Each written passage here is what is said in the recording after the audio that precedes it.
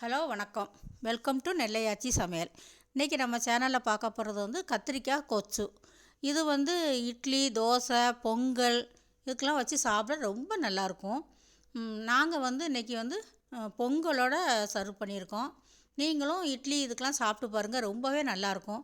நீங்களும் கத்திரிக்காய் கொச்சு வச்சு சாப்பிட்டு பார்த்துட்டு எப்படி இருக்குங்கிறத எனக்கு கமெண்ட் பண்ணுங்கள், ஷேர் பண்ணுங்கள், லைக் பண்ணுங்கள், சப்ஸ்கிரைப் பண்ணுங்கள்.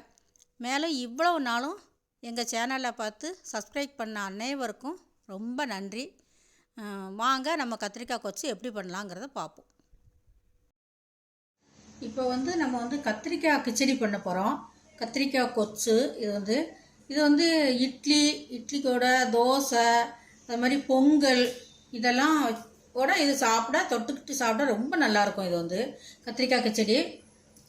இது வந்து எப்படி பண்ணணுங்கிறத பார்ப்போம். நான் வந்து 1/4 கிலோ கத்திரிக்காய் வந்து இப்படி கொஞ்சம் நல்லா பெருசாகவே நறுக்கிக்கலாம். நறுக்கி தண்ணியில் போட்டு வச்சுருக்கேன் கற்காமல் இருக்கிறதுக்கு. அது மாதிரி 3 தக்காளி, பெரிய தக்காளி 3 தக்காளி கட் பண்ணி பொடியாக நறுக்கி வச்சுருக்கிறேன். பெரிய வெங்காயம் வந்து 2, ஒரு 3 பச்சை மிளகாய். அதுக்கப்புறம் நம்ம வந்து இதுக்கு வந்து பாசி பருப்பு அவிச்சு போட்டு வச்சா ரொம்ப கொஞ்சம் டேஸ்ட் இருக்கும். தேங்காய் பருப்பு போட்டு வச்சா நல்லா டேஸ்ட் இருக்கும். அதனால் நான் கொஞ்சம் ஒரு 50 பருப்பு வச்சு வச்சுருக்கிறேன். தேங்காயோட ஜீரகமும் வச்சு அரைச்சிக்கோங்க.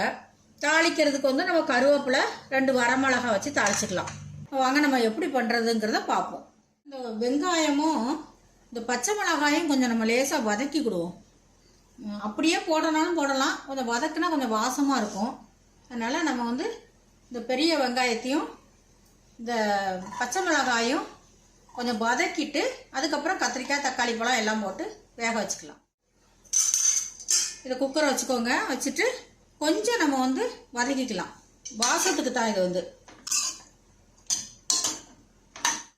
நம்ம வந்து ரொம்ப வதக்க வேண்டாம், நம்ம வாசத்துக்கு தான். இப்போ வந்து நம்ம லேசாக வதக்கிட்டு கத்திரிக்காய், தக்காளி எல்லாமே நம்ம இதில் போட்டுடலாம். ஏன்னா நம்ம வந்து வேக வைக்க தான் போகிறோம். அதனால் இது வந்து 1/4 கிலோ கத்திரிக்காய் எடுத்துருக்கிறேன்.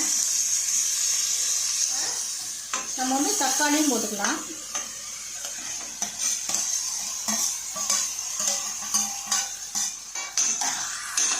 தக்காளியும் போட்டு நம்ம கொஞ்சம் நல்லா கிளறி விட்டுட்டு இதில் கொஞ்சம் தண்ணி வச்சு ஒரு 2-3 விசில் வச்சு எடுத்துக்கோங்க.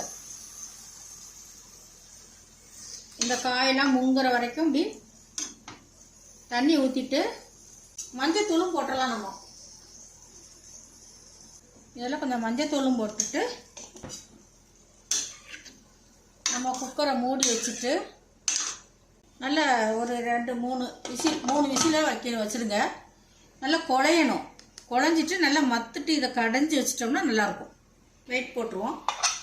இது 3 விசில் வரட்டும். அதுக்கப்புறம் பார்க்கலாம். நம்ம அதுக்குள்ளேயும் தேங்காய் ஜீரகத்தை நம்ம அரைச்சிட்டு வந்துடுவோம். நம்ம தேங்காய் ஜீரகத்தை நம்ம அரைச்சிட்டு வந்துட்டோம். இது விசில் வரட்டும். 3 விசில் வந்ததும் நம்ம எப்படிங்கிறத பார்ப்போம். இப்போ வந்து கத்திரிக்காயெல்லாம் நல்லா வெந்துட்டு கொஞ்சம் தண்ணி நிறைய இருந்ததுன்னா இதில் இருத்துக்கோங்க. திருப்பி இந்த தண்ணி எதாவது வேஸ்ட் பண்ணாண்டா அதிலே ஊற்றிக்கலாம்.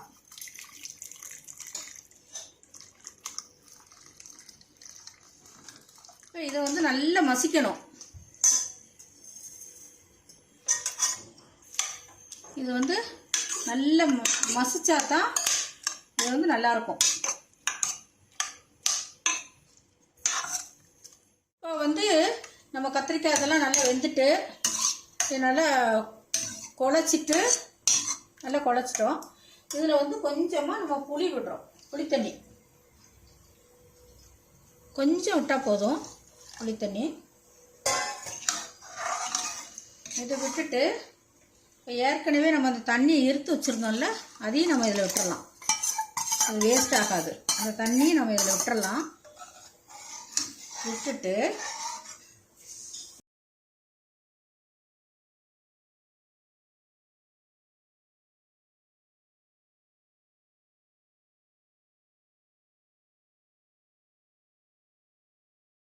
இப்போ இதில் நம்ம கொஞ்சமாக வத்தப்பொடி போட்டுக்கிடுவோம். காரத்துக்கு கொஞ்சம் வத்தப்பொடி 1 ஸ்பூனு.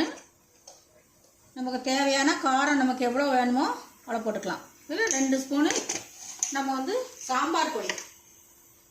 இதில் கொஞ்சம் காயத்தூள், காயப்பொடி போட்டுக்கிடுவோம். இதில் கொஞ்சம் உப்பு போட்டுக்கிடுவோம். உப்பு போட்டுட்டு நம்ம தேங்காய் அரைச்சி வச்சுருந்தோம்ல அதையும் நம்ம போட்டுடலாம். நல்லா கிண்டி நல்லா ஒரு கொதி வரட்டும்.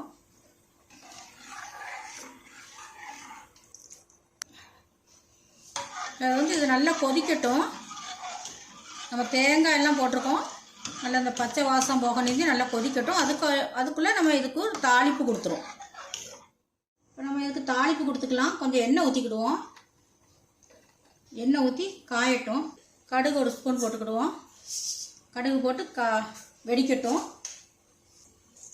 இப்போ வந்து நம்ம உளுத்தம்பருப்பு கொஞ்சம் போட்டுக்கிடுவோம். இது கூட 2 வெந்தயம் போட்டுக்கோங்க, வாசத்துக்கு நல்லா வாசமாக இருக்கும். வெந்தயம் போட்டுட்டு கொஞ்சம் காயப்பொடி போட்டு 2 வரமிளகா போட்டு தாளிச்சுட்டு கருவேப்பிலை. நமக்கு தாளிப்பு ரெடி ஆயிடுச்சு. ஆஃப் பண்ணிக்கலாம். நம்ம தாளிச்சதை இதில் கொட்டிக்கலாம்.